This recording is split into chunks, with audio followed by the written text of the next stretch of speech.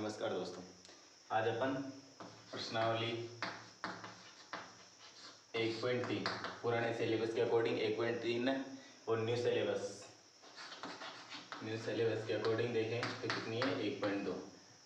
ठीक है, इसको अपन करते हैं, जो कि आपकी है पहला क्वेश्चन। इसका पहला क्वेश्चन है, पहला क्वेश्चन सिद्ध कीजिए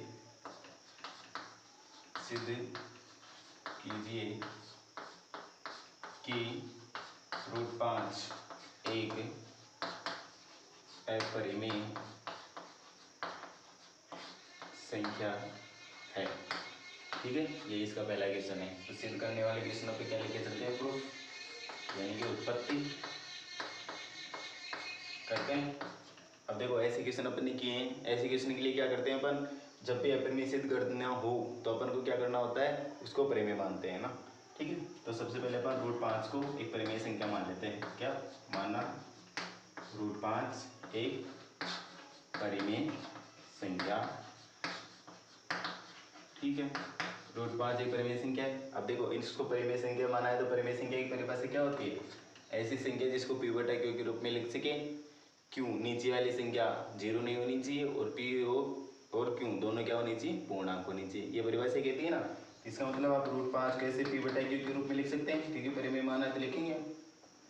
और क्या होना चाहिए, आपका q 0 नहीं होना चाहिए और p एंड q दोनों क्या होनी चाहिए, पूर्णांक होनी चाहिए, दोनों पूर्णांक है।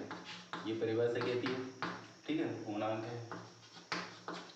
अगर ये p बटा q के रूप में है तो देखो, सबसे पहले p और q दोनों क्या है, पूर्णांक है। हम मान लेते हैं कि दोनों पूर्णांकों में एक ऐसा उपनिष्ठ गुणनखंड है, एक के अतिरिक्त। एक तो सभी में होता है तो एक को छोड़ो। एक ऐसा उपनिष्ठ गुणनखंड है जिससे p और q को भाग दें तो ये किस रूप में आता है। तो क्या करते हैं, मान लें कि p और q में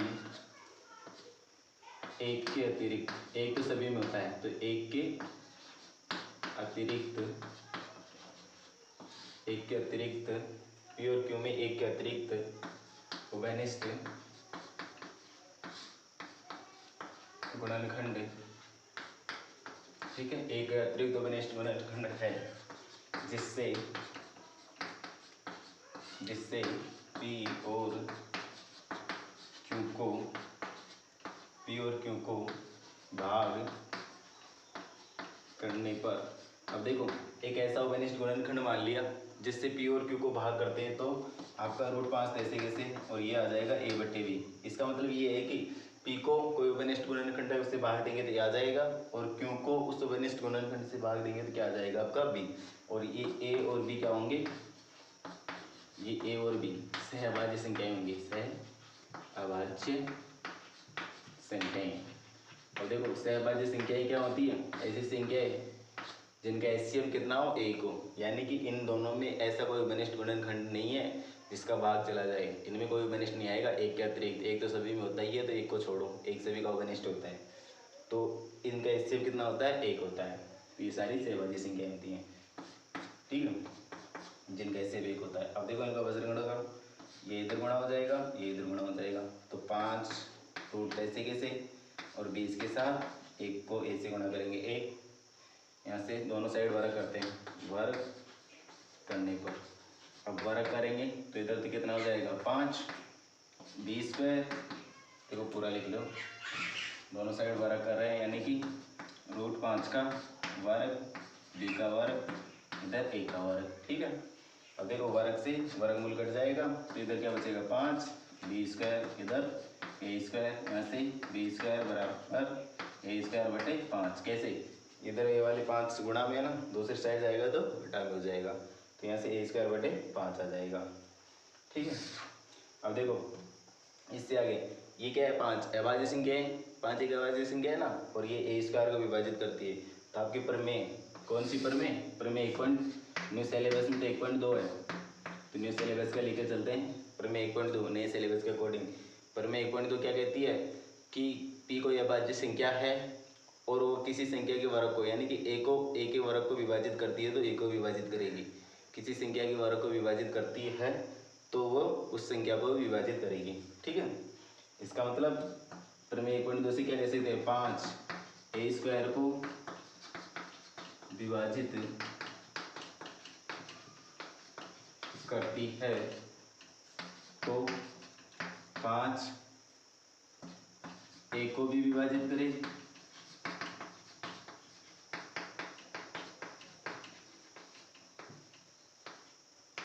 ठीक है, a को विभाजित करेगी, a को विभाजित करेगी। इसका मतलब a में 5 का भाग दे सकते हैं और देने पर क्या मान लेते हैं, कोई संख्या आती है c। a में 5 का भाग दिया और मान लेते हैं कोई संख्या आई c, इसके नीचे 1 लगा दें तो क्या हो जाएगा, इधर वज्र गुणा करो तो a बराबर कितना हो जाएगा, 5c, है ना। इधर वर्ग कर लो, वर्ग करने पर वर्ग करेंगे तो क्या आ जाएगा, देखो इसको नीचे शायद दिख नहीं रहा होगा, यहाँ तक रख लो, ठीक है। तो यहाँ तक आया समझ में। क्या प्रमेय मान लिया, प्रमेय मान लिया तो इसको p बटे q के रूप में लिख सकते हैं। अब माना कि p और q दोनों में एक अतिरिक्त दोबेनिष्ठ गुणनखंड है, उस गुणनखंड से इस p और q को भाग देते हैं तो a बटे v के रूप में आ जाता है। p को दोबेनिष्ठ गुणनखंड से भाग दिया तो a आ जाएगा और q को दोबेनिष्ठ गुणनखंड से भाग दिया तो b आ जाएगा। और दोनों क्या होते हैं, सहभाज्य संख्याएं होती हैं। यहाँ से क्या वज्र गुणा किया, ठीक है, और उसके बाद में वर्ग किया और हल किया, और यहाँ से देखा a² क्या a² बटे 5, यानी कि 5a² को विभाजित करता है तो a को विभाजित करेगा, है ना। आगे देखते हैं, इससे आगे इसको समीकरण नंबर 1 दे देना, इसको समीकरण नंबर 1 दिख रहा है ना, नहीं दिख रहा हो तो थोड़ा एडजस्ट कर लेना, बोल रहा हूँ इस हिसाब से देख लेना। तो यहाँ से देखो क्या आ जाएगा, यहाँ से हल कर रहे हैं आगे, तो a बटे 5 और इधर c बटे a, वज्र गुणा करें तो a बराबर 5c हो जाएगा, वर्ग कर लो, वर्ग करने पर अगर वर्ग करेंगे तो देखो क्या आएगा, इधर a², इधर 5 का 25 c², है ना। 5 का 25, 5 का वर्ग कितना होता है 25 और c का c²। अब देखो समीकरण 1 से, क्या समीकरण 1 से, समीकरण 1 से, अब समीकरण 1 क्या है, समीकरण 1 है आपका 5b² बराबर a²। समीकरण 1 से मान रखते हैं a² का, समीकरण 1 से a² का मान कितना, 5b² बराबर 25c², ठीक है। समीकरण 1 से, समीकरण 1 कौन सी है, ये रही। समीकरण 1 से a² का मान रख रहे हैं अपन कितना, 5b², और साइड में आपके दूसरी साइड कितना है, 25c² है ही। यहाँ से देखो इस 5 से इस 25 को काट दे 5 बार, कितना बचेगा, b² बराबर 5c², है ना। आगे और चलें तो देखो इधर b², इसको 5 को इधर आएगा तो बटा में हो जाएगा, और ये c², 5 गुणा में दूसरी साइड आएगा तो बटा में हो जाएगा। अब देखो वही 5b² को विभाजित करता है तो b को भी विभाजित करेगा, पर में आपकी लग जाएगी कौन सी, वही वापिस पुनः 1.2, पुनः प्रमेय, पुनः प्रमेय 1.2 से क्या लिख सकते हैं, 5b² को विभाजित करती है, 5b² को विभाजित करती है तो 5b को भी विभाजित करेगी,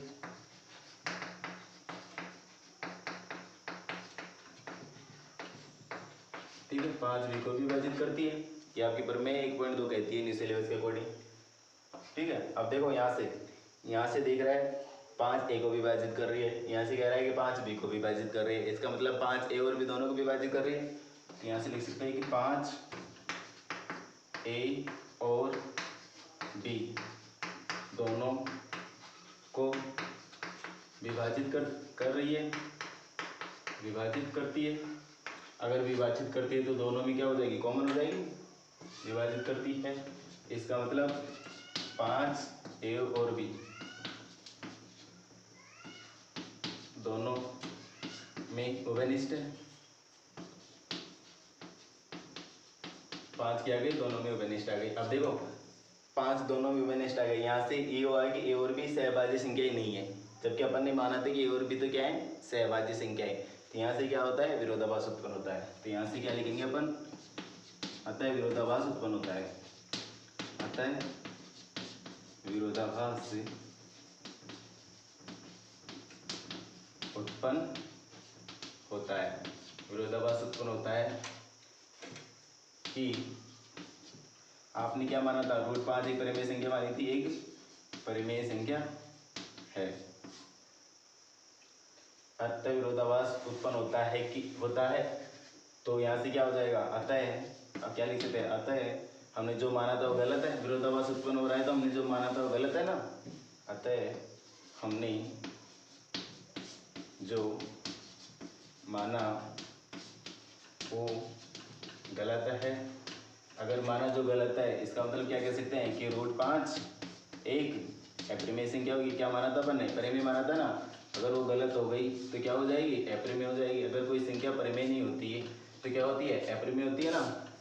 तो अपन ने √5 को परिमेय माना था, लेकिन यहाँ से क्या हुआ, विरोधाभास उत्पन्न हो गया, विरोधाभास उत्पन्न हो गया तो इसका मतलब वो गलत माना था अपन ने, गलत माना था, इसका मतलब ये है कि आपका √5 एक अपरिमेय संख्या है, ये आपका सिद्ध हो जाता है, एपी सिद्धांत। ठीक है, तो ऐसे क्वेश्चनों को हल करने के लिए आप क्या करते हो, परिमेय मानते हो और उसको p बटा q के रूप में लिख के और p और q में एक उपनिष्ठ गुणनखंड देख लेते हैं, उसको विभाजित करके a बटे b के रूप में आ जाएगा और वहाँ से वर्ग करके इसको पूरे को सोल्व कर सकते हैं। ठीक है, तो ऐसे इन क्वेश्चनों को देख लेना, ये क्वेश्चन थोड़े से इंपॉर्टेंट आते हैं तो इनको अच्छे से पढ़ के जाना। ठीक है, अच्छे से अभी से अच्छे से कर लो इनको, तो एग्जाम टाइम पे दिक्कत नहीं आएगी।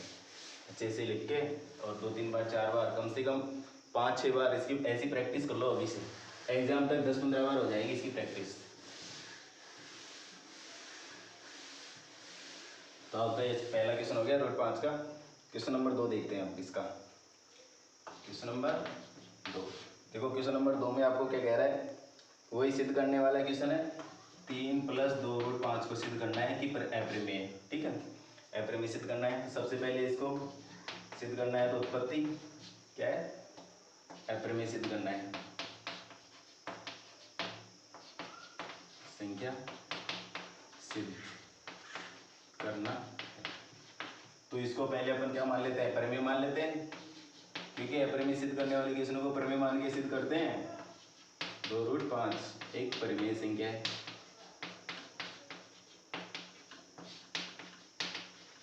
अब देखो, अगर ये परिमेय संख्या है तो इसका मतलब आपका 3 + 2√5 p बटा q के रूप में होगा, क्योंकि परिमेय ये कहते हैं कि p बटा q के रूप में होना चाहिए और आपका q 0 नहीं होना चाहिए, और p और q दोनों क्या होने चाहिए, दोनों पूर्णांक होने चाहिए, है ना। अब देखो यहाँ से इसको सोल्व करें आगे, तो 3 इधर प्लस में ना, दूसरी साइड जाएगा तो माइनस में जाएगा, यानी कि इधर तो हो जाएगा 2√5, इधर से p बटे q माइनस के 3, इसके नीचे 1 लगा सकते हैं क्योंकि किसी संख्या को 1 से विभाजित कर सकते हैं। इसको हल करें तो q तो ऐसे आ जाएगा, इधर से देखो यहाँ से इसको 1 से गुणा करेंगे p, इधर से 3 q, ऐसे लेके हल कर लेना। क्यों आ गया, क्यों में क्यों का भाग देंगे एक बार, a को p से गुणा करेंगे, 1 मिनट।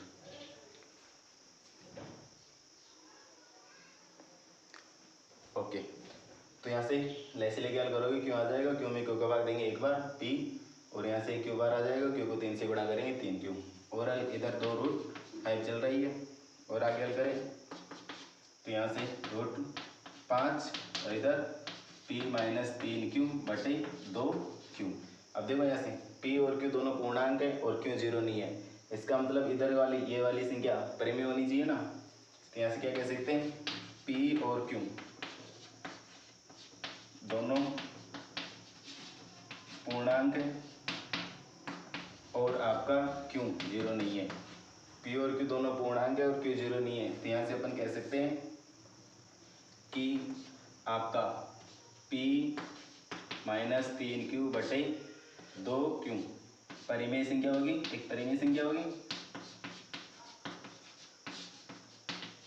ठीक है, परिमेय संख्या है। अगर परिमेय संख्या होगी तो ये परिमेय है, तो देखो ये बराबर का चिन्ह लग रहा है, इधर ये परिमेय है तो ये भी परिमेय होनी चाहिए। तो यहाँ से अपन ऐसे कह सकते हैं, अगर ये परिमेय हो गई तो √5 भी परिमेय होना चाहिए, अतः √5 भी परिमेय होना चाहिए। ठीक है, परिमेय होना चाहिए। लेकिन देखो, लेकिन आप लोग जानते हो √5 क्या होती है, अपरिमेय संख्या होती है, पहले हल कर चुके हैं अपन क्वेश्चन नंबर 1 में। लेकिन हम जानते हैं कि √5 एक अपरिमेय संख्या होती है। तो यहाँ से देखो ये तो कह रहा है कि परिमेय होनी चाहिए, है ना। किससे? यहाँ से अगर ये परिमेय तो ये भी परिमेय होनी चाहिए, और यहाँ से कह रहा है कि अपरिमेय होनी चाहिए, यानी कि यहाँ से विरोधाभास उत्पन्न हो गया। तो यहाँ से कह सकते हैं अतः विरोधाभास उत्पन्न होता है, और विरोधाभास उत्पन्न होता है इसका मतलब अपन ने जो माना था वो गलत है। तो यहाँ से कह सकते हैं हमने जो माना वो गलत है। तो सही क्या होना चाहिए? सही ये होना चाहिए कि आपका 3 + 2√5 एक अपरिमेय संख्या होनी चाहिए। अपन ने तो परिमेय मानी थी ना, तो अपरिमेय संख्या है, और यही अपन को सिद्ध करना था। सिद्धम। ठीक है, तो कर दोगे? क्या किया सबने? सबसे पहले परिमेय माना। परिमेय माना तो p/q के रूप में लिख सकते हैं, तो परिभाषा हुई। इसके बाद में यहाँ से 3 को इधर ले गया, माइनस में गया, फिर 2 को इसके नीचे भेज दिया यहाँ से। अब यहाँ से देखो p और q, और नीचे क्यों आ रहा है? p और q दोनों पूर्णांक है, और q 0 नहीं है। इसका मतलब ये कौन सी परिमेय संख्या हो गई? ये परिमेय हो गई, तो ये भी परिमेय होनी चाहिए। लेकिन अपन जानते हैं कि √5 क्या होती है? अपरिमेय होती है। यहाँ से दोनों में विरोधाभास उत्पन्न होता है। विरोधाभास उत्पन्न होता है तो इसका मतलब अपन ने जो माना था वो गलत है। ठीक है, अगर वो गलत है तो सही क्या होना चाहिए? सही होना चाहिए कि ये क्या है? अपरिमेय होनी चाहिए। ठीक है, क्वेश्चन नंबर 2 हो गया आपका। अब अपन देखते हैं क्वेश्चन नंबर 3।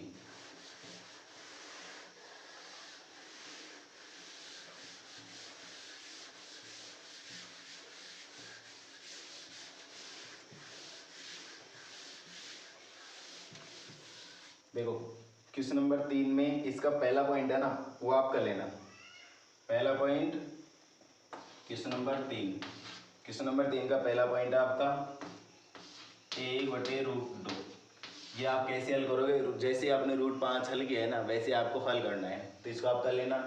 इसका दूसरा पॉइंट मैं बता देता हूँ। इसका तीसरा पॉइंट भी आपको हल करना है। कैसे? 6 + 2√2, इसको भी हल करना है। जैसे अपन ने क्वेश्चन नंबर 2 हल किया था ना, वैसे इसको हल कर लेना, इसको हल कर लेना। ठीक है, आपको एक्सरसाइज हो जाएगी ना, आपकी प्रैक्टिस हो जाएगी। तो आपको भी हल करना है। तीसरे का पहला और तीसरा आपको करना है, दूसरा मैं अभी बता देता हूँ। ठीक है, इसका दूसरा पॉइंट आपका 7√5 अपरिमेय सिद्ध करना है।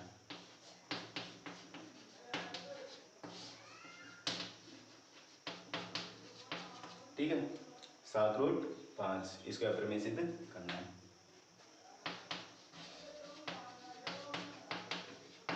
तो देखो, जब भी अपरिमेय सिद्ध करते हैं तो प्रूफ यानी कि उत्पत्ति, और इसके लिए क्या करते हैं? मानते हैं। क्या मानते हैं? परिमेय मानते हैं ना। तो 7√5 को परिमेय मान लें, एक परिमेय संख्या है। ठीक है, अगर एक परिमेय संख्या है तो इसको क्या लिख सकते हैं अपन? इसको ऐसे लिख दें, कि 7√5 p/q के रूप में होगी कि नहीं होगी? और क्यों 0 नहीं होगा? अगर और दोनों पूर्णांक होनी चाहिए, p व q दोनों पूर्णांक हैं। ठीक है, तो यहाँ से देखो, अगर ये आगे हल कर रहे हैं अपन, 7 इधर जाएगा तो बटा में जाएगा, यानी कि इधर तो हो जाएगा √5, इधर क्या हो जाएगा? p/7 क्यों हो जाएगा। ठीक है, p/7 क्यों। अब देखो वही क्या, p और q दोनों पूर्णांक हैं, और q नीचे वाली संख्या 0 नहीं है। इसका मतलब ये पूरी संख्या परिमेय होगी कि नहीं होगी? देखो p/q परिमेय संख्या है। अगर इसको 7 से गुणा करते हैं तो नीचे 0 होता है क्या? फिर भी नहीं हो रहा 0। तो इसका मतलब ये पूरी परिमेय संख्या होनी चाहिए। अगर ये परिमेय संख्या है तो ये भी होनी चाहिए। तो यहाँ से कह सकते हैं p और q दोनों पूर्णांक हैं, p और q दोनों पूर्णांक हैं, तथा q नीचे वाली संख्या 0 नहीं है। तो यहाँ से कह सकते हैं, क्या कहोगे? यहाँ से कह सकते हो कि p/7q एक परिमेय संख्या होगी, अगर ये परिमेय संख्या है तो यहाँ से √5 भी परिमेय होना चाहिए, √5 भी एक परिमेय संख्या होना चाहिए, है ना। ये होता है भाई दोनों बराबर है, तो बराबर है तो इसका मतलब सेम होना चाहिए। ये परिमेय संख्या हो गई तो ये भी परिमेय संख्या होनी चाहिए। लेकिन क्या अपन जानते हैं, हम आप लोग जानते हो, क्योंकि अब ये सिद्ध किया अपन ने √5 एक अपरिमेय संख्या होती है। हम जानते हैं कि √5 एक अपरिमेय संख्या है। अगर देखो ये तो कह रहा है कि परिमेय होनी चाहिए, इधर से कह रहे हैं कि अपरिमेय है, तो इसका मतलब यहाँ से विरोधाभास उत्पन्न होता है, विरोधाभास उत्पन्न होता है। अगर विरोधाभास उत्पन्न होता है तो इसका मतलब अपन ने जो माना तो गलत है, हमने जो माना वो गलत है। तो सही क्या है? सही ये है कि आपका 7√5 एक अपरिमेय संख्या है, अपरिमेय संख्या है। ठीक है, यहाँ से ये भी सिद्ध हो गया इतनी सिद्धांत। तो आपकी एक्सरसाइज कंप्लीट हो गई है। इसका आपको क्वेश्चन नंबर 3 का पहला और तीसरा पॉइंट आपको करना है, प्रैक्टिस करनी है। अगर नहीं होता है तो मेरे को कमेंट बॉक्स में बताना, मैं आपको एक वीडियो बना के वो भी डाल दूंगा, बट आपको करना है वो, ठीक है। और यहाँ से ये हो गई आपकी एक्सरसाइज। अब आपकी प्रश्नावली एक कंप्लीट हो गई है। अब इसको ऐसे से अच्छे से तैयार कर लेना। यूक्लिड विभाजन प्रमेय को छोड़ देना है क्योंकि वो आपके सिलेबस में नहीं है। आप वहाँ से देखना अंकगणित के आधारभूत प्रमेय से गुणनखंड विधि से एचसीएफ और एलसीएम ज्ञात करते हैं वो। और आपका एक ये अपरिमेय सिद्ध करने वाले क्वेश्चन है, ये अपरिमेय सिद्ध करने वाले क्वेश्चन। यहाँ से जो भी क्वेश्चन बनेगा वो आपसे हो जाएगा, आप बस प्रैक्टिस करना, ठीक है। तो ये हो जाएगा। और आप क्लास को शेयर किया करो जिससे सभी के पास पहुँचे और भी पढ़ लें, ठीक है। Thank you.